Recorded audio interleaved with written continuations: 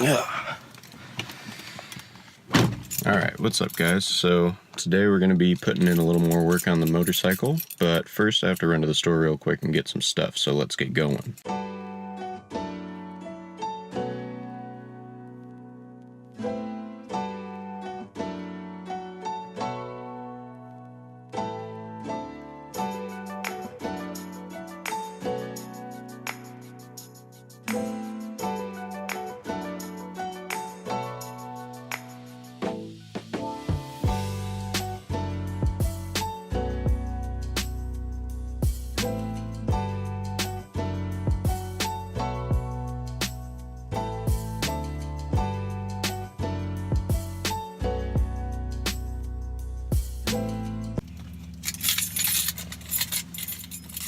Now back home.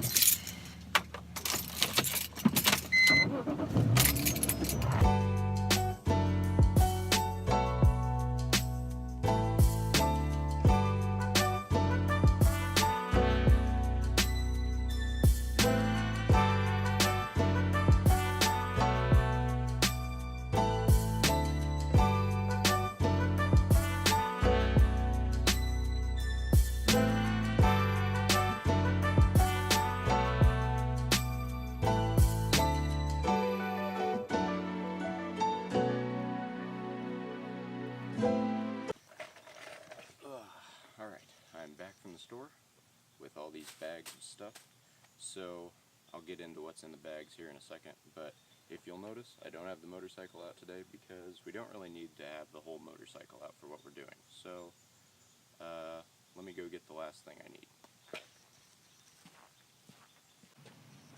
So, what we're working on today is the tank of the motorcycle. So what we're going to do today is we're going to get the rust out of the inside of it. I did this once before, but I forgot to do a final step, so it flash rusted. So we're going to have to do this again to get the rust out, but I'll show you real quick what it looks like on the inside. So this is the top of the tank where the fuel cap is. If you see down in here, the whole inside of the tank is just coated with rust. And it looks pretty bad, but I'm sure we can get it out. So this is what we're trying to fix today. Alright, so now that I've shown you what the inside of the tank looks like, let's go over what we're going to use to get the rust out. First thing we've got is vinegar. A lot of people will tell you that vinegar is a good way to go for getting rust out of gas tanks or wherever you need rust off of, because vinegar contains acetic acid. With the vinegar, we're also going to use salt. We're going to use salt in combination with the vinegar because if you use salt, it'll make it a little bit more of a stronger solution than just using the acetic acid in the vinegar. Now, once we've soaked the tank in vinegar and salt for a while, we're going to neutralize the acid with baking soda and water. And I've got two more things. Hold on, let me go get them. We are also going to need duct tape to plug up the petcock hole on the tank, and we're also going to use ice. You might ask, why would you use ice to get rust out of a tank? Well, the last time I tried to do this, I did another method which is used often, and that's to take nuts and bolts and put them into the tank and shake it around to knock the rust out. But that leaves you with a bunch of nuts and bolts that you can't get out of the inside of the tank, which last time it took a long time for me to get all of them out. So what I'm going to do is I'm going to use ice as a substitute, and the ice will work as an abrasive, but it will melt, so I won't have to dig out ice cubes like I had to do with the nuts and bolts. Alright, so first step, let's plug up the petcock hole with some duct tape.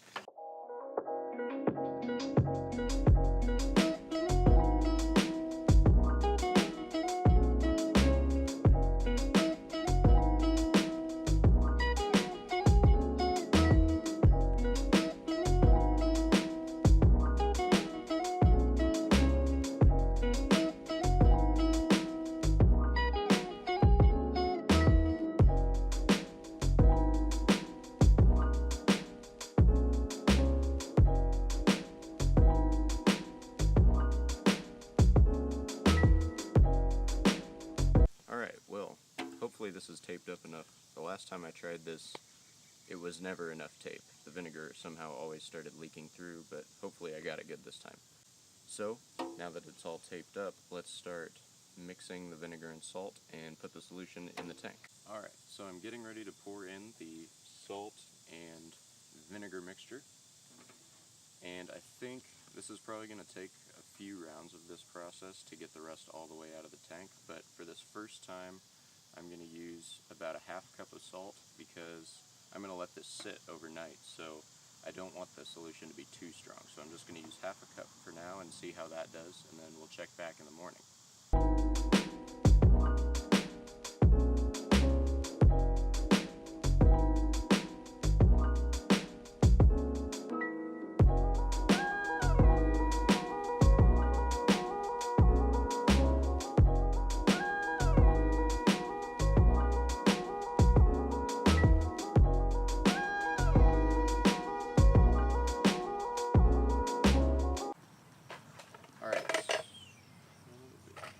Alright, so we have made it to day 2 of the rust removal process on this tank.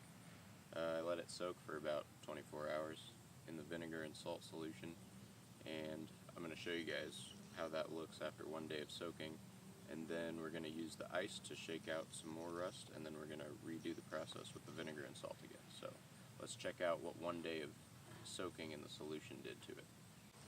Alright, so after one day of soaking, the rust is, you can see it's starting to loosen up a little bit in the tank. It looks a lot better down low in the tank. It just looks like the rust is a lot weaker than it was. It used to look a lot thicker. So now I guess the only thing to do is to add some ice to it, shake it around, break some more rust loose, and then redo the process.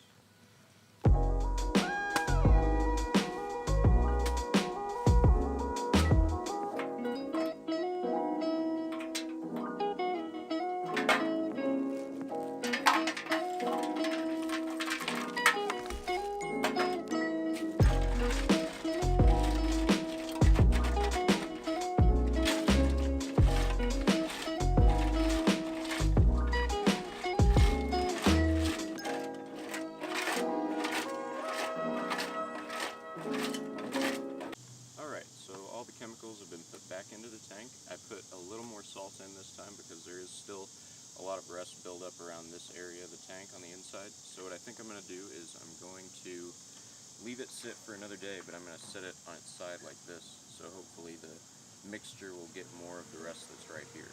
So I'm going to go find a place to set this, and then I will check on it again in the morning.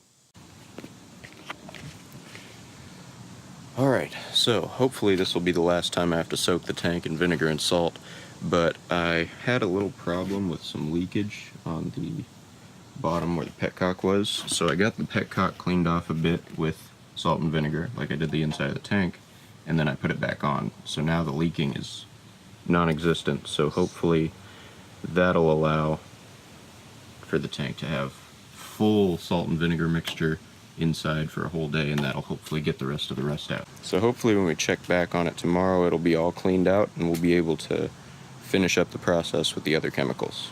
Fingers crossed. Well, we're finally here. So with any luck, today should be the day that there is no more rust left inside this tank. So now we're going to dump out the vinegar and salt mixture and look inside the tank, and hopefully there won't be any rust left. So before I empty the tank, I wanted to let you guys know that one benefit to using the salt and vinegar method is it's perfectly safe to just dump out anywhere, so you won't have to worry about hurting the ground or anything like that. So here we go.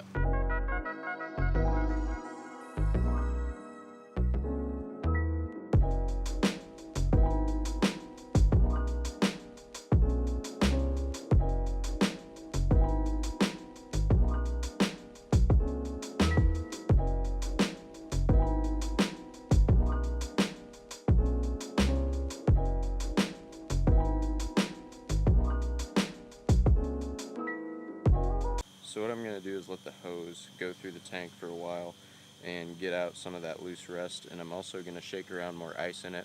We'll do that for a little while, and then hopefully all the rest of the rust will be out, and then we can do the rest of the process finally. Alright guys, so finally, let's see if I can get it here. You can see the inside of the tank right in there.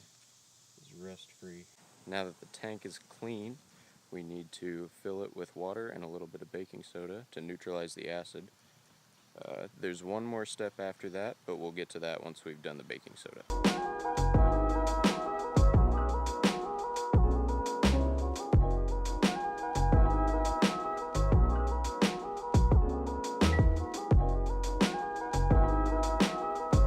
Alright, so I've been letting the tank soak with the baking soda and water for probably about 15 minutes now, and that's probably enough time, so I'm going to dump it out now, and that means all of the acid from the vinegar should be out of the tank now. And next we're going to get all the water out of the tank. So what we need to do to get all the water out of the tank is get the tank completely empty and then put in WD-40 or rubbing alcohol and then rinse it out with gasoline. So after that, then there should be no more water in the tank. And then after that, we just fill the tank with gas and then it should be good and there should be no more rust buildup.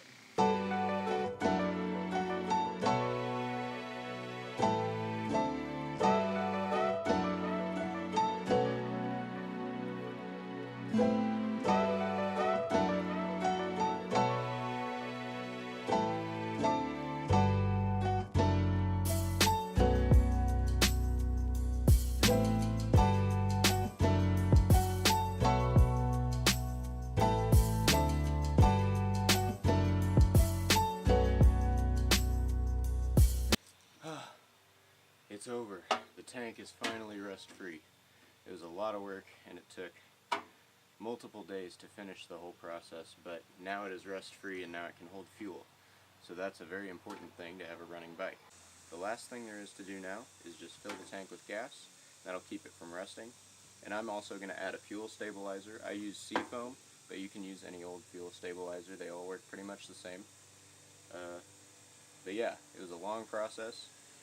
If you guys have any questions about doing this to your own tank or maybe other alternatives, you can leave comments down below. And there are more videos to come. I think my next video I'm going to be doing something with my car, but I can't tell you guys quite yet what that is, but you'll just have to stay tuned. So make sure to like, comment, and subscribe, and as always, enjoy the road.